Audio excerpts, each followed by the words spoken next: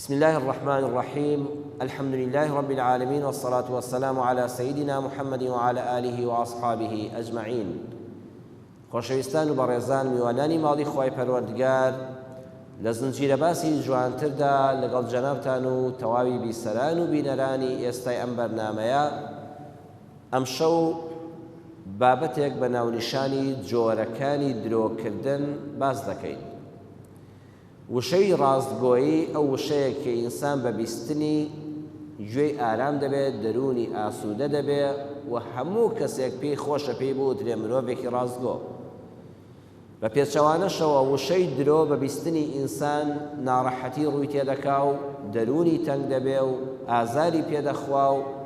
هیچ کەسێ تەنانەت درۆزنەکان خۆیان حەز ناکەن پێی بوترێ درۆزن. وشەیەکی ئەوەندە ناشرینە. پێغەمبەری خوا صلی الله علیه وسلم هیچ کەسێکی بەرچاو نەدەکەوت ئیلا ئەو کەسانە نەبێت کە درۆزنن. کەسێک کە بیزانیە بەردەوامە لە هەموو ژیانی هەر درۆیە، ئەو کەسانەی لەبەر چاو دەکەوتن و حەزی بە تێکەڵیان نەدەکرد. جا مەبەستمان لە وشەی درۆزنی ئەوە نییە ئینسان لە ژیانیدا بڵێ فڵان کەسم بینی وەڵڵا جارێک یەک درۆی کرد ناوێ مەرحەبایی بکەی. ئێمە جوانتر لە مەسەلەیە تێ بگەین. ڕۆژگاری ژیان جاری وایە ناچارت دەکا وشەیەکی ناڕاست بەدەم تابێ. ئەوە کەذاب نییە. کەذاب سیغەی مبالغەیە، واتە هەموو ژیانی هەر درۆ بێ. ئەینا تۆ جاری وایە هاوڕێیەکت برادەرێکت بڵێ وەڵڵا قسەیەکی درۆم لێ بیستووە، مادام پێغەمبەر صلی الله علیه و سلم بەرچاوی کەوتەوە، منیش نابێ بە حیاتی مەرحەبایی بکەم. ئەو ئیسلام داوای ئەوەی لێ نەکردووی. ئێمە فریشتە نین. جاری وایە مەواقیفێک دێتە پێشتەوە ناچارت دەکات درۆیەک بکەی. بەشی درۆ کە ئینسان کاری پێ دەکات لەکوێدایە خۆشەویستان لە پێشە سەردایە، لەم نێو چاوانەدایە. قورئان پێش هەموو زاناکان، پێش لێکۆڵینەوە زانستیەکان دەفەرمێ ناسیەتین کاذبەتین خاطئە، نێوچاوانێکی درۆزنی تاوانکار. قورئان باسی نێوچاوانی کردووە بەشی پێشەوەی سەر، باسی دوو سیفەتیشی کردووە، درۆزنی و تاوانکاری لە دەماخی سەرا لەم پێشە سەرەوە دەردەچێت. لەم پێشە سەرەوە دەردەچێت. کابرا دەوێت دزی بکە، یەکەم جار ئیعازەکانی لەم بەشە سەرەی بمێشکەوە دەرەچێت. کەسێ دەوێت زینا بکە، بە هەمان شێوە پەنا بەخوا. هەروەها کەسێک کە درۆ دەکا، ئەم پێشە سەرەیە ئەم درۆیانەی بۆ دەڕازێنێتەوە. جا دەماخی سەری ئینسان لە چاو حەجمیدا لە هەموو دروستکراوەکانی تر گەورەترە بەڕێزان. ئێستا حوتێک کە ئەوە چەند تەنە، یعنی حوتی وایە 200 تەنە، 200,000 کیلۆیە. حەجمی مێشکی ئەم حوتە لە چاو ئەو جەستە گەورەدا بچووکە. فیل چەند گەورەیە، حەجمی مێشکی لە چاو جەستەیە بچووکە. بەڵام ئینسان حەجمی مێشکی لە چاو جەستەی خۆیدا، جەستەت 50 کیلۆ 60 کیلۆیە، مێشکت 1400 غرامە. لەبەرەوە حەجمی مێشکی ئینسان لە چاو هەموو مەخلوقاتدا لە هەمویان گەورەترە. ئەمە هەر یەکە ئەم بەشانەی مێشک کارێکی پێس پێدراوە. بەشی پێشەوە قورئان دەفەرمێ بریتیە لە درۆکردن. بۆیە قورئانی پیرۆزی لە باسی درۆکردنەکە دەفەرمێ وەسجود، سوزدە بەرە. زانایان دەڵێن ئینسان کە نێوچاوانی بەڕووتی خستە سەرزەوی، بارگەکانی خاڵی دەبنەوە. بۆیە لە ڕووی شەریعەتەوە نابێت جامانەکەت، کوڵاوەکەت، کلێتەکەت، هەرچیەک بێ پەڕۆیەک لەسەر نێوچاوانت بێ. ئەها عولەما کاتی خۆی فەرموویانە دەبێت نێوچاوانت هیچی پێوە نەبێت کە سەرە دەچێتە سەر زەوی. بۆچی؟ بۆ ئەوەی لە ڕووی فیزیاییەوە ئەو بەشەی نێوچاوانت خاڵی بکەیتەوە. بۆیە ئینسان کاتێ فکرەیەکی خراپی بۆ دێ، هەستێکی تاوانکاری بۆ دێ، ڕقل لە کەسێکەوە دەتەوێت بچی بیکوژی، زەرەرێکی لێبەری، وەرە دەستنوێژ بگرە و سوزدە بەرە. سوبحان الله، ئەو بارگەیە خاڵی دەبێتەوە. بۆیە قورئان لەگەڵ ئەمانەدا، لەگەڵ تاوانکاریدا باسی سوزدەبردن دەما، بۆی لە ڕووی فیزیکیەوە ئینسان ئەو بارگانەی نێوچاوانی لەگەڵ زەویەکەدا بەیەکەوە بنووسێ. خۆ ئەگەر بکرێ ئەو کاتەی ڕقت زۆر هەڵدەستێ و ناڕەحەتێکی زۆر و فشارێکی دەرونیت هەیە، دەستنوێژ بگرە و فەرشەکە لابە. ئەگە خاک و خۆڵ بێ هەر زۆر باشترە، لەسەر خۆڵەکە سوزدە بەرە. چونکە یەکسەر بارگەکانی مێشکل لە ڕووی فیزیاییەوە لەگەڵ زەویەکەدا تێکەڵاو دەبێت. ئەو کاتە دڵنیا بە هەز بە ئارامی دەکەی و تووشی ئەو تاوانە نابی. یەکسەر پەشیمانبوونەوەیەک ڕوت تێدەکا، ئارامێکی دەرونیت بۆ دێ. درۆیەک کە بۆ خۆشی بکرێ ئایا دروستە؟ لە ڕووی شەرعیەوە نەخێر. چونکە هەر ئەو درۆیانەی کە ئینسان بۆ خۆشی بۆ خەڵک دەیانکە، لە ئەنجامدا دەبێتە خولێت. پێغەمبەری خوا صلی الله علیه وسلم لە صحیحی بوخاری دەبەژمارە فرموودەی 6094 ولا مسلمة بجمال فرمودي 2607 هات وكذا فرمي إن الصدق يهدي إلى البر وإن البر يهدي إلى الجنة. خەڵکی ئاگادار بن ڕازگۆیی پەیامێکە بە ڕازگۆیی دەگەیە پلەی چاکەکاریش دەتبا بەرەو بەهەشت. وإن الرجل ليصدق حتى يكتب عند الله صديقا. ئینسانی وا هەیە خۆی لەسەر ڕازگۆیی ڕادێنێ، هەمیشە حەز دەکا قسەکانی ڕاز بن و خۆ لە دوورە دەپارێزێ،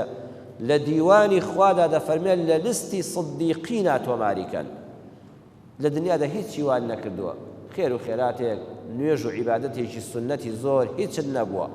بەڵام خۆی گەورە ڕەحمت پێ دەکات لە خوشکان و لە برایان خۆت ڕادێنی لەسەر ڕازگۆیی تا بۆت بکرێت لە درۆ خۆت دەپارێزی. وەڵی لە ڕۆژی قیامەتە لەگەڵ ئەبوو بەکری سیدیقا دەبی. چ پلەیەکی گەورەیە.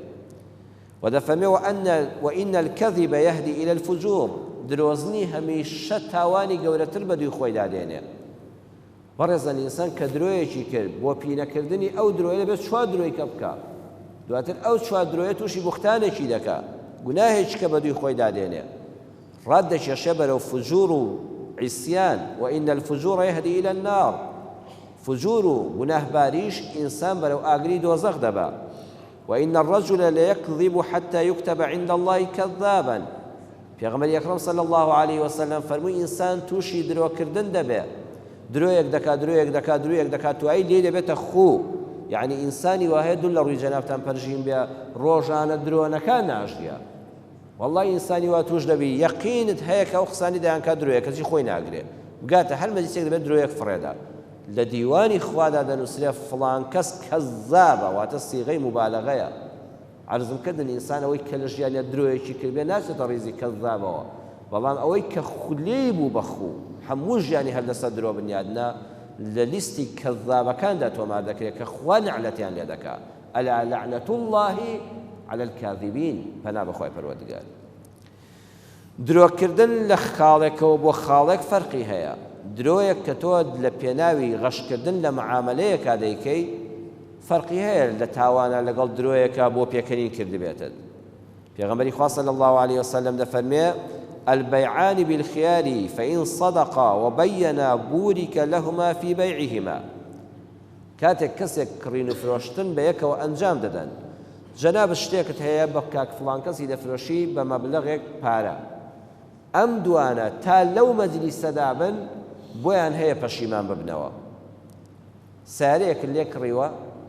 سویچەکانت لێ وەرگرتووە، هێشتا بە یەکەوە تەرایەکی پێدەدەن، تا جیا دەبنەوە لە یەک نابێت دڵت عاجز بێ بڵێ وەڵی تەرایەکت پێداوە بۆ لێن نەکڕیم. لە دوکانەکەدا معاملەی شتێکت کردووە، تەلەڤیزۆنێکت لە کابرایە کڕیوە لە پێشانگاکەی،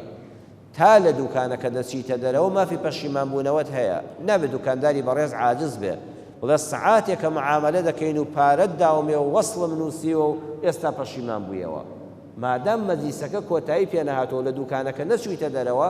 ئەبێ بە سنگێکی فراوانەوە وەریگری.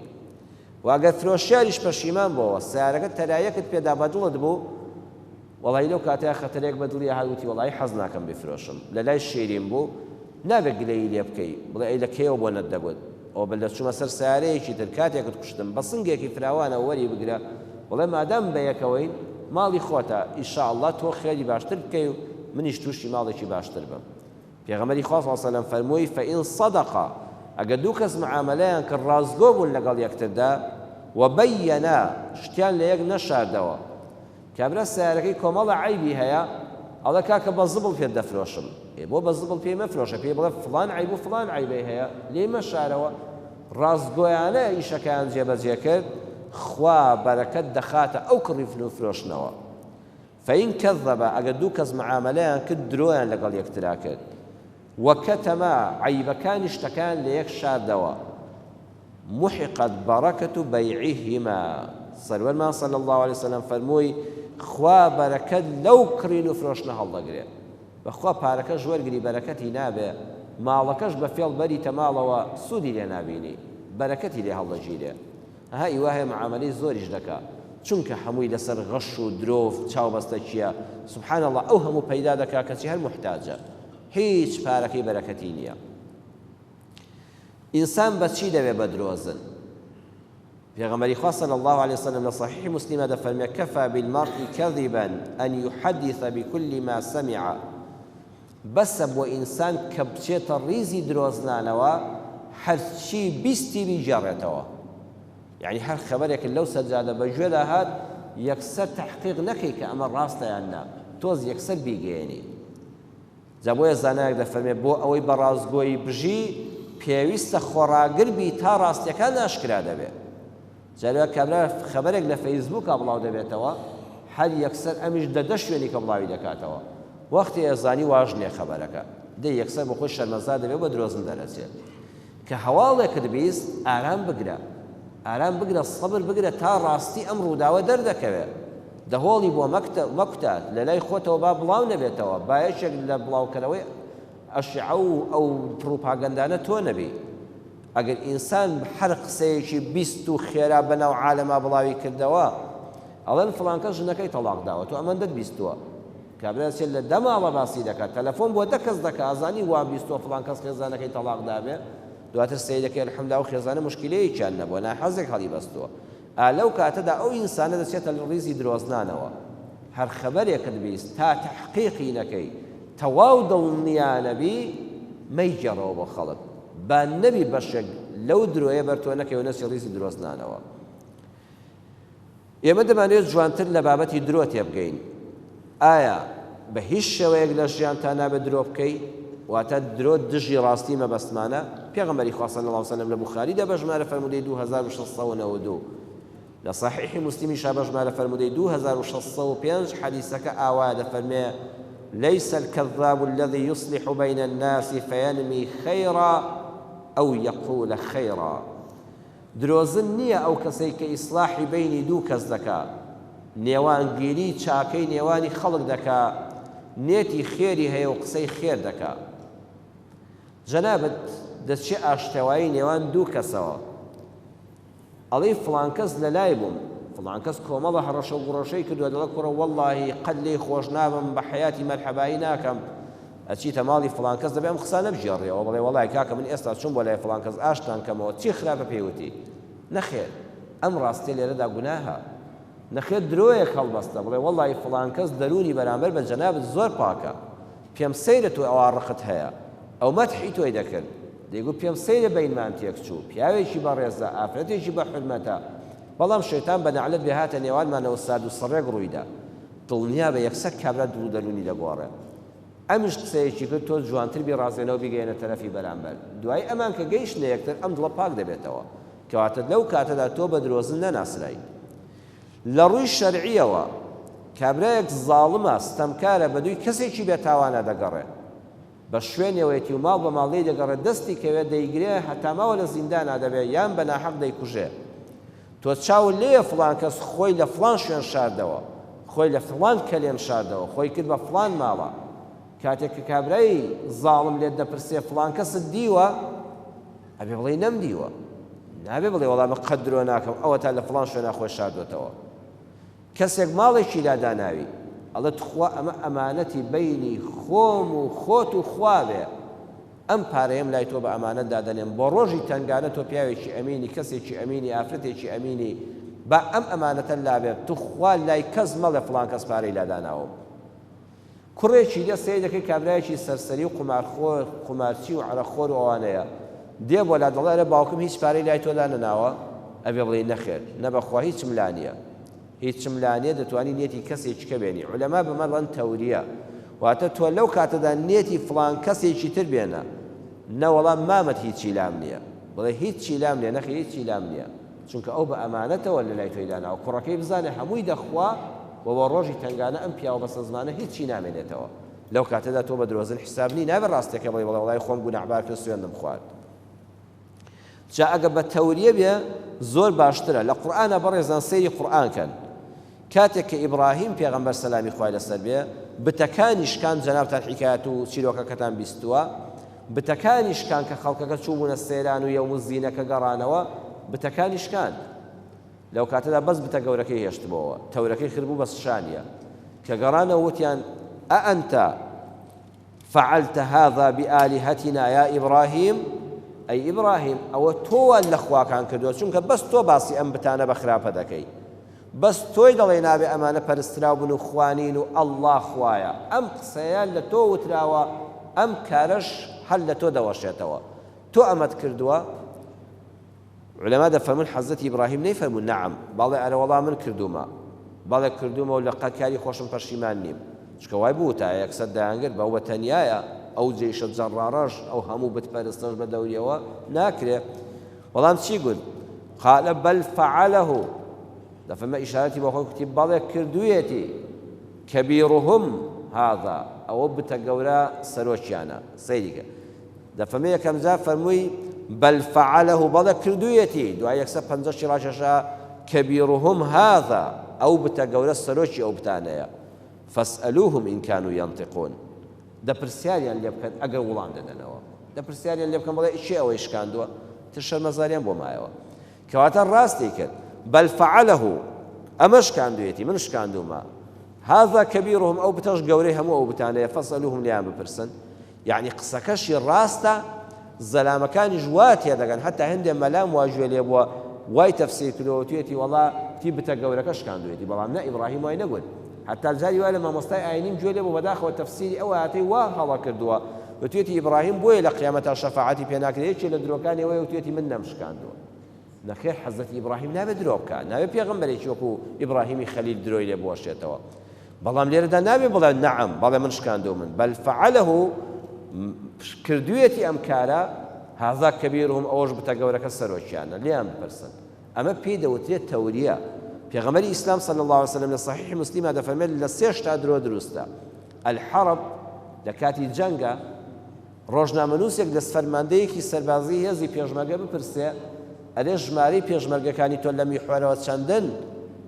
نابێ بڵێ وەڵام من قەت درۆ ناکەم ئای بە کابرایەک دوتپەی ڕوتپەی لیوای هەبێ وەڵا درۆزن بێ وڵا وەڵا ژمارەمان ئەوەندە پێشمەرگەیە و لە فڵان شوێنین و ئەو چەکەمان پێ و ئەوە دەخۆین و ئەوە دەکەین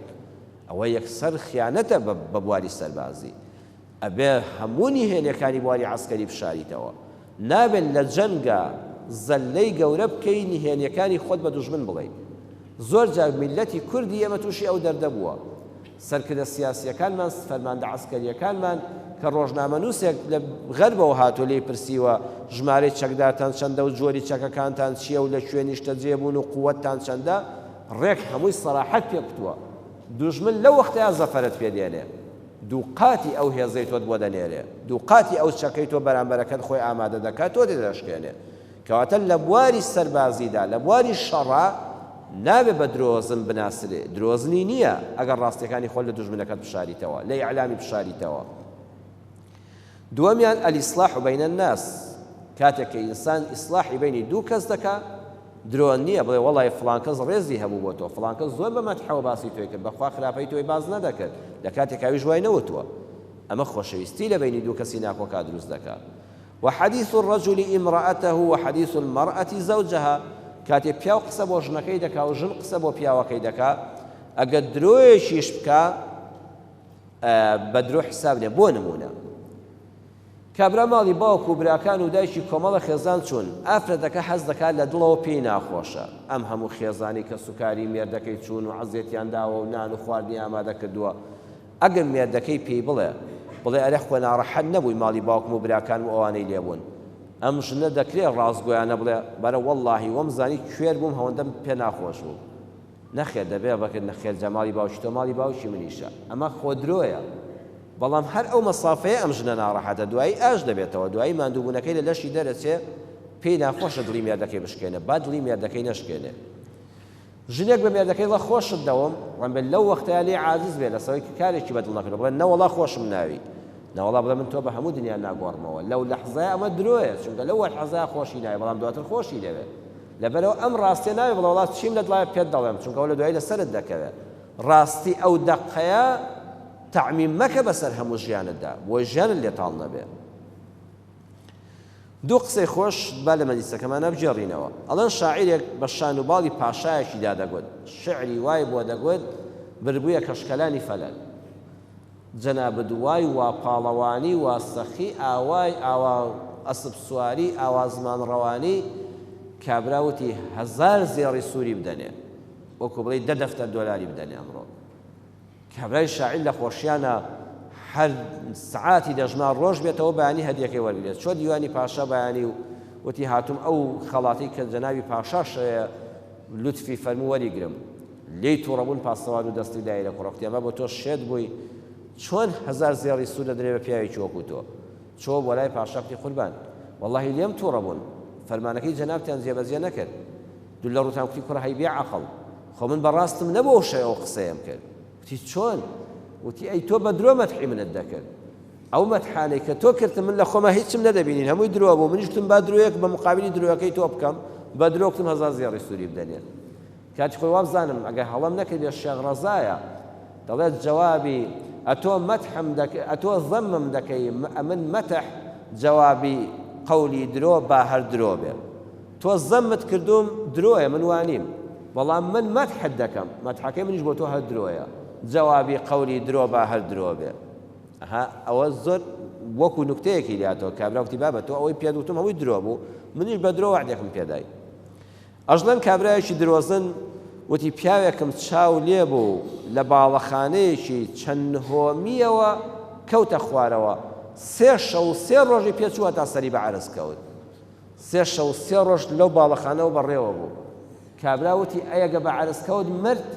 وتی ئەی بێ قەزاوی کابرا 3 شەو 3 ڕۆژ هیچی نەخواردە چۆن نامرێ درۆکەی بۆ پی نەکرد درۆ هەیە درۆی ئینسانی سیاسیە باوەڕتان بە خەڵکێکەیە لە ئینتیفازەدا هەتا سەدامیش ڕووخاوە نەوێراوە لە ماڵەکەی خۆیان چەپڵەیەک لێدا و عالەمیکی کوردستان هەڵکا ئێستا نامیلکەی نووسیوە ئامادەکاریەکانمان بۆ کاتی ڕاپەڕین ئەڵە تەنزیمی نهێنی بوو وربا بە تۆ کاتی خۆی بەعسی بووی تەنزیمی کاری نهێنی چی ئەوە پێڵەن درۆی سیاسی تۆ لە هیچ کاتێکی خەباتی ژێرزەمینیدا بوونن نەبووە مەگە فڵان کەسی مەسوور خزمت بوو بێ یان جارێک پێشمەگەرێک هاتێتە ماڵت کەسی ئێستا لە ئەمریکا و کتێبی لەسەر دەنووسێ چۆن ئینتیفازەمان کرد و چۆن ئامادەکاریمان کرد بۆ ڕاپەڕین بەڵام هەتا ڕژێم نەڕووخاوە هەر نەوێراوە چەپڵەیەکیش بۆ کورد لێدا ئەوەش پێڵەن درۆی سیاسیەکان ڕاستیەک هەیە ئەویش ئەوەیە گەردوون درۆ ناکە سبحان الله ئەو ڕۆژ و مانگە بزانە یەک سانیە لە حەدی خۆی ناترازێ و درۆ لەگەڵا ناکە جەستە درۆ ناکە ئەها زمانت ترشی پێ بخۆ پێ ناڵە شیرینە ئللا لە حاڵەتی تایبەتی نەخۆشی لە دەرچێت جەستەت ڕازگۆیە لەگەڵتا دەست لە نەرمیدا پێ ناڵێ زبرە حەقیقەتی خۆیت پێ دەڵێ چاوت درۆ لەگەڵ ناکە چاوت ڕەش لێ ناکە بەسفی درەخت لە ڕەنگ و بەرهەمیدا درۆ ناکە ڕەنگی پرتەقاڵی هەر پرتەقاڵی نیشان دەدا تاوی پرتەقاڵت لێ ناکە بە شتێکی تر بەڵام مرۆڤ درۆ دەکا لەناو هەموو گەردوونە مرۆڤە درۆ دەکا باشە بۆ مرۆڤ درۆ دەکا زۆربەی درۆزنی بۆ ئەوەی ئینسان سەرنجی دەوروبەری بۆ لای خۆی ڕاکێشێ یعنی کەسێک هەست دەکا خەڵک گرنگی پێ نادا حیسابی بۆ ناکە بێتوانایە توانای پێشکەشکردنی شتێکی جوانی نەبووە ناچارە درۆ دەکا بۆ ئەوەی ئەمیش ناوی بێتە ناو ناوانەوە بڵێ منیش هەبووم لەو مەسەلەیەدا جا جۆرەکانی درۆ یەکەم درۆمان هەیە درۆی خەیاڵیە کابرا درۆیەک هەڵدەبەستێ بە خەیاڵ وای کردووە لە مەجلیسێکا بووین کابرایە گوتی وەڵی مامۆستا هەموو شتێک دەخوای گەورە دەتوانێت بۆ داستان کەوتم چۆن وتی سارەمان پێبوو بەنزینی لێ بڕا لەو کاتەدا شوێنەکە ژوا بوو نە بەنزینخانەی لێ بوو لەی ساری پێدا دەهات لە لادێوە گەڕابووینەوە دەبەیەک ماستمان پێبوو خست کرد بێندە ئاومان تێ کرد و خسمانە ناو تانشی بەنزینەکەیەوە سارە دەستی کرد بە ڕۆیشتن کە ئاو ڕمادەوە سەرکە پەنیر هەموو ئەوەندە دەردەپەڕی لە ئەگزۆزەکەیەوە ئەمە درۆی خەیاڵە ئەنی نە سارە بە ماستا و دەڕوانە لە ئەگزۆزی سارەوە سەرکە پەنیر دەرەچێت ئەوە کابرا بەس بە خەیاڵ لە خەیاڵی خۆی ئەمە دروست دەکات جاری واشت پێ ناکەنێ خۆشی زۆر بەڕازگۆ بە ئەو پەڕی سنگ فراوانیشەوە دەیجێڕێتەوە لە دیدی خۆیدا هەروەکڵەن کابرایەک دەیگوت وەڵا لە تایارەیە بووین ئامیرەکە وتی وەڵا حەزم لە گۆشتە دوو کەوەمگر لە جامی تایارەکەوە کابرا وتی وەڵای نەچوو بمە تارەوەم زانی جامی تارەوەک سارە دەکرێتەوە وتی هەر دەستم درێژ کە دوو کۆترم گرت و دوو کەوەمگر پێستەکەم لێ داماڵی بە ئەگزۆزی تایارەکە سوورم کردەوە پێشکەشم کرد ئەمە بەس لە خەیاڵی ئینسانە ئەمە هەیە ئینا لە واقعە قەت بوونی نییە پێوان درۆی خەیاڵی دووەمیان درۆی خۆپاراستن کەسێک کەتنێکی کردووە زەرەرێکی داوە هەجاری وایە مناڵ بۆچی ترساندن خراپە مناڵێک شتێکی شکاندووە کاتێک کە زانی دایکی باوکی داخی دەکا ئەگە بزانێ ئەم بووە یەکسەر لە تاوانە پەنا بۆ دایان درۆ دەبا بۆی خۆی پارێزێ ئەها ژنێک ئەگەر لە مێردەکەی بترسێ فەقیرە بڵێ هاتمەوانێ و بزانم لە چه شوێنێک بووی چووی بۆ کوێ چیت کڕی ئەم پیاوە چونکە ئەوەندە زەختی بۆ مژنە دروست کردووە ناچاری درۆکردنی دەکات ئەگە ئازادێکی بە منداڵەکە بڵێ کوڕم شکاوە کچم شکاوە قەیچێکە ئیشاڵڵە جارشکە وریاتر بە ئامێرەکە بە جوانتر بەکاربێنە مادام ناترسێ درۆ لەگەڵا ناکە مادام ژنەکە ترسی لەسەر نێ درۆ لەگەڵا ناکە بەڵام جاریوە درۆی خۆپاراستن هەیە ئینسانەکە لە ترسی سزا خۆی دەپارێزێ بە درۆیە خۆی دەپاڕێنێتەوە سێمیان درۆی زیادەڕەوی بۆ ئەوەی کارەساتەکە گەورەتر نیشاندا کابرایەک دەڵێ ئەرێ ئەو مەجلیسە قەڵەباڵغ بوو لە کوڕە بەخوا 1000 ساری لەگەڵا بۆ جەنازەیە یعنی دەیەوێت زیادەڕەوی تێدا بکە بۆی شتەکە بڕازێنێتەوە جاری وای ئیعلام ئەم کارە دەکات دەڵێ بە هەزاران خەڵک لە فڵان شوێنە بوون دە هەمووی بژمێری ناگاتە 500 کەس ئەوە دەوێت شتەکە وا لە حەزمی خۆی گەورەتر نیشاندا لە بەرچاوی جەماوەرە درۆی پێوە دەنێ جا دەژووترێت درۆ فەقیرە هەموو کەس پێی دەوێرێ بە ئاسانی دەتوانین درۆکان گەورەکەی چوارەم درۆی لاساییکردنەوە کەسێک داسای کەسێک دەکاتەوە باوک درۆزن بێ منداڵەکەی لاسای دەکاتەوە پێنجەم درۆی تۆڵەکردنەوە کەسێ ڕقی لە کەسێکە کارەساتێکی لێ بەسەراتەوە زەرەرێکی کردووە دەیەوێت تۆڵەی لێ بکاتەوە کە دەیژێڕێتەوە ئەڵێ کوڕە با بە فڵان کەس 500 دەفتەری زەرەت کردووە هەمووی 5 دەفتەری زەرەر نەکردووە بەس ئەم ڕقی لێیەتی لە بۆ تۆڵەکردنەوەی خۆی درۆکە زۆر گەورە دەکات درۆیەک دەبەستێ بۆ ئەوەی تۆڵە و ئەمە پێیان تەشەفی ئەوەی شیفای دڵ و دەرونی خۆی بدا شەشەمیان درۆی پارە پەیداکردن کابرا ژنێک دەچێتە لای فاڵچیەک ئەڵێ وەڵایی شوم بۆ ناکرێت ئەوە چەند خوازبێنیکەرم هاتن و هەمویان هەڵۆشانەوەوانە لە کاتی مارەکردنا نسیبم نابێت ئەڵێ بۆ تەماشا دەکەم لە کتێبە لە قاوەیە لە پەدەستە یەکسەر پێی دەڵێ بۆ خوا تۆ بەختم دەسراوە کەسێکی ناحەزت هەیە جا چی هەیە ناحەزی نەبێ بەتایبەتی ژن ناحەزێک لەوانەیە خزمی خۆت بێ بەختی تۆی بەستووە و دەبێ ئەم بەختە بکرێتەوە ئەوە دەبێ محاولە بکەم دەوری ملیۆنە دیناری تێدەچێ 1001 درۆی بۆ حازر دەکات بۆ لە پێناوی ئەو ملیۆن دینارەدا کە لەو داماوەی بستێنێ و بەشووی بدە بۆ دڵنیایی جەنابتان نە هیچ کەسێک بە نوشتە شووی پێ دەکرێت نە هیچ کەسیش بە نوشتە تەلاق دەدرێت نە کەس بە نوشتە شیرین دەبێت نە کەس بە نوشتە و فاڵچێتی لە بەرچاوی خەڵک دەکەوێت ئەوە تەنها درۆی درۆزنانی فێڵبازە کە لەسەر حسابی عەقڵی لاوازی خەڵک بەداخەوە پارە پەیدا دەکەن ئەو هەموو درۆیە هەڵدەڕێژێ ئەم فاڵچیە بۆ ئەوەی قەنەعەت بەو داماوە بکە و شتێک پارەی لێ بستێنێت ئەوانەش زۆر درۆزنن درۆگ ئاشکراکردن زیرەکی دەوێت دکتۆر محەممەد عەریفی دەڵێت مامۆستایەکی زانکۆ 3-4 تەلەبەی کولیە زۆر ئەهلی خوێندن نەبوون و حەزیان بە دەرس و دەوام نەبوو ڕۆژێک چوون بۆ دەوام لە کاتی دەوامە سەی دەکرد مامۆستا ئیمتیحانی هەیە و ئیمتیحانەکان فەوتاوە ئەمان چوون بۆ سەیران و گەشت و ئەوانە بەیانی کە گەڕابوونەوە لە خەواستنابوون سەعاتونی 1-2 سەعاتە دەوامی زانکۆ دەستی پێ کردووە وتیان مامۆستا بەداخەوە دەبێت لێمان ببووری وەڵی تای سیارەکەمان پەنچەر بوو تارەی سارەکەمان پەنچەر بوو هەتاوەکو فیتەرمان هێنا و پەنچەری کرا و سپێرمان پێ نەبوو وەڵی زۆرمان پێچوو داوای لەبوون دەکەین بەڵکو عەفومان کە ئیمتیحانەکەمان دووبارەکەیەوە مامۆستا وتی زۆر باشە ئەوە کێشەیەک نابێت بەڵام داواتان لێ دەکەم هەر یەکەتان لەسەر کورسێک دانیشن من تەنها چەند پرسیارێکتان دەخەمە بەدەست ئێستا یەکی پرسیارێکتان بۆ دەخنووسم بۆ هەر یەکیان نووسی پرسیارێکی بۆ نووسین کام تای سیارەکە پەنچەر بوو تای پێشەوەی تای دواوەی لای ڕاستی لای سایاقی لای سەکنی کامم پێ بڵێ لە چه شوێنێکە ئێوە پەنچەر بوون 4 وەرەقەیدا بە هەر 4 تەلەبەکە و کەسیان نەگا لە هیچیان نییە کە وەڵامەکان هاتنەوە یەکیان نووسی بووی تای پێشەوە یەکیان نووسی بووی تاوای دواوە یەکیان دەیگوت لای شێخەڵاو یەکیان دەیگوت لە مەنتیقەی لای کەس نەزانەوە تر مامۆستا وتی براکانم ئەوەتان درۆکەتان بە ئاشکرا دیارە چونکە هیچتان قسەکەی کەستان نەگا لێ نییە زۆر بە زیرەکانە بەبێەوەی بڵێت تۆ درۆزنی درۆکەی پێ ئاشکراکردن جۆرەکانی درۆ لە کۆتاییدا دەڵێن درۆ هەیە بەدەم خواوە دەکرێن نەعوذ بالله ومن أظلم ممن افترى على الله الكذب چێ لەو کەسە درۆزنترە کە درۆ بەدەم خواوە دەکا دەزانن درۆکردن بەدەم خواوە چۆنە کەسێک شارەزایی لە ئیسلام نییە و بانگەواز بۆ دینی خوا دەکات زۆر کەسێ دەچێت سەر مینبەر خوا لەوانە بمان پارێزێ و عیلممان زیاد کات ئەسڵەن شارەزایی بە دینی خوا نییە هیچ شارەزایەکی لە ئەساسی ئیسلامەوە نییە بۆ خۆی پیاوێکی تووڕە توندوتیژ ڕقی لە هەموو کەسە لەو مینبەرەوە دەنەڕێنێ و بەو عالەمە هەموو کافر دەکات بە ناوی خواوە قسە دەکات مامۆستا کە دەچێتە مینبەر من کە لێرە محازەرە دەم قسەی خوا پێغەمبەر سەلەم دەجێڕمەوە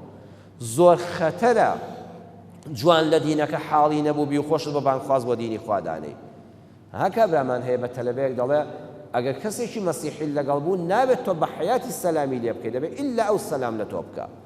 ئەمە تۆ بە ناوی خواوە دەڵێ کاتێک خواوە نافەرمێ خوا دەفەرمێ وإذا حييتم بتحية فحيوا بأحسن منها بەڕێزەکەم هەر کەسێ سەلامی لێ کردی هەر کەسێ جا حەیە بە سەلامکردنە هەر کەسێ جەژنە پیرۆزەی بۆ ناردی ئەهەم مەسیحێک لە جەژنی مسلمانانی ئێمەدا لە جەژنی ڕەمەزانە بۆ تۆ بنووسێ فڵان کەسی بەڕێز جەژنی ڕەمەزانت پیرۆز بێ تۆش کە جەژنی سەری ساڵی مەسیحی هات واجب دەبێت لەسەرت بڵێیت جەژنی سەری ساڵی مەسیحت پیرۆز بێ ئەبێت تۆش بە جوانی وەڵامی بدەیتەوە بەڵام کابرا بە ناوی دینی خواوە دەڵێ قەت نابێ ئەگەر هاتوو تووشی مەسیحێک بووی ئیلا دەبێ ئەو سەلامن لێ بکە دەی باش ئەگەر تۆ تووشی ئەوەی دۆ بۆ سەلام نەکەی ئەی باشە تۆ ناڵی موسڵمانان برا گەورەی جیهانن دەی باشە برا گەورە دەبێت دایمە سەلام لە برا بچوو بکە ئەبێ ڕێز بنوێنێ دەستی میهرەبانی هەبێ ها کابرا بە ناوی دینی خواوە فتوا دەدا لە کاتێکە خواوای نەفەرمووە خواوای نەفەرمووە خوا نەیفەرمووە هەر کەسێ موسڵمان نەبوو سەری بپەڕێنە کەچی کابرا سەی دەکەی ئەو هەموو خەڵکە دەتەقێنێتەوە خۆی دەتەقێنێتەوە هەزار کەس دەکوژێ ئەڵێ وەڵا لەبەر خوا ئیستیشهادی خۆم بە تەقانەوە دەدەم چونکە کابرا مسلمان نییە دینی خوا ژوای نەوەتووە کەواتە ئەوە درۆیە بە ناوی خواوە نەعوذ بالله ئەوانە گەورەترین درۆزنن دووەم درۆکردن بە ناوی پێغەمبەرەوە صلی الله عليه وسلم ئەو هەموو فەرموودە مەوضوعە هەیە ئێمە کە حەدیث بۆ جەنابتان دەخوێنێت دەڵێن بوخاری بە ژمارەی فەرموودە ئەوەندە لە صحیح هێناوێتی ئەبێ ساغی کەیەوە نەک بڵێ بیستومە ئەبێ دەقی فەرموودەکە ژمارەی حەدیثەکە یان ئەلبانی ڕەحمەتی خوای لێبێت لە فڵان شوێنە تەصحیحی ئەم فەرموودەی کردووە ئەینە هەرچ کتێبێکت چاو پێکەوت وتیا پێغەمبەری خوا صلی الله علیه و سلم وای فەرمووە نابێ بڕوای پێ بکەی بە هەزاران درۆ بەدەم پێغەمبەر صلی الله علیه و سلم کراوە بەس سبحان الله یەک شت هەیە درۆی بەدەمەوە ناکرێت قورئانە ئەو قورئانە هیچ کەسێ ناتوانێت یەک حرفی لێ زیاد و کەم بکات بەڵام حەدیثەکانی پێغەمبەر صلی الله علیه و سلم وانین ئەها بۆیە قورئان ئەگەر دانراوی پێغەمبەر بوویایە دەبوو وەکو حەدیث دەستکاری بکرایە بەڵام چونکە کەلامی پێغەمبەر نییە قورئانەکە قەت دەستکاری ناکرێت هیچ زاتێک هینی ئەوە ناکە بەڵام هەزاران حەدیث هەیە کابرا باینجان فرۆش بۆ کاتی خۆی هاتووە حەدیثی داناوە هەر کەسێ باینجان بخوا بەیانیان ئێوارە لەو نەخۆشیە بە دوور دەبێت صدق رسول الله صلی الله عليه وسلم سەدان خەڵک لەبەر ئەو حەدیثە باینجانیان کڕیوە دواتر دەرکەوتووە ڕاوی ئەم حەدیثە چییە کابرای باینجان فرۆشە لەبەرەوە لە فەرموودەدا دەبێت زۆر وریابین ئەبێت زۆر وریابین نابێ هەر حەدیثێکت بەرچاوکەوت ئەگەر سیحەتی حەدیثەکە نەزانی پلەکەی چییە بۆ مسلمانانی بخوێنیتەوە ئەوە درۆیە بەدەم پێغەمبەر صلی الله عليه وسلم من كذب علي متعمدا فليتبوأ مقعده من النار سرور فرمووی هەر کەسێ درۆ بە ناوی منەوە بکا و بەدەم منەوە بکا بشزانە کە درۆیە باش شوێنی خۆی لە ئاگری جەهەنەما خۆشکا پەنا بەخوا سێم درۆ بەدەم خەڵکەوە درۆ بەدەم خەڵکیشەوە ئێستا زۆر ئاسایە وە فڵان کەس زوای گوت بەداخەوە فڵان کەس فەقیرە هەر ئاگای لەو قسەیە نییە ئەوە بوختانە درۆکردن بەدەم خەڵکەوە بوختانە چوارەن درۆ بەدەم خۆتەوە ئیوا درۆ بەدەم خۆیەوە دەکات ئەڵێ لە فڵان مەجلیسا من بووم ئەو قسەیەم کردوان گوت بەڵام لە کاتێکە ئەمە قسەی کەسێشکەیە ئەم بیستویەتی خۆی دەکات بە فڵان کەس ئەڵێ بەخوا نانێکی چاکما خوارد سەیەکەی نان و خیاری خواردووە ئەڵێن کابرا هەموو ڕۆژە دەچوو لەسەر حەوزوکانی لادەکانی جارانی خۆمان سمێڵی بۆ یاخ کردبوو چەوری دەکرد و دەستی پیا دێنا و پەرداغ لەسەر پەرداغ ئاوی کانی دەخواردەوە دەیگوت بەخوا چەوری دەتکوژێ ناچارم بەخوا نانی چەوریش نەوێ پێم ناخورێ هەر ئاوی دەخواردەوە خەڵکەکە دەیانگوت باشە فڵان کەس کە سابەت و ئیشێکی وای نییە ئەم هەموو گۆشت و چەوری هەموو ڕۆژە لەکوێ دەخوا ڕۆژێک کچەکەی بە هەڵەداوان هەوتی باوەجان کتی ها کچم کتی فریاکەوە پشیلەکە دووگەکەی بن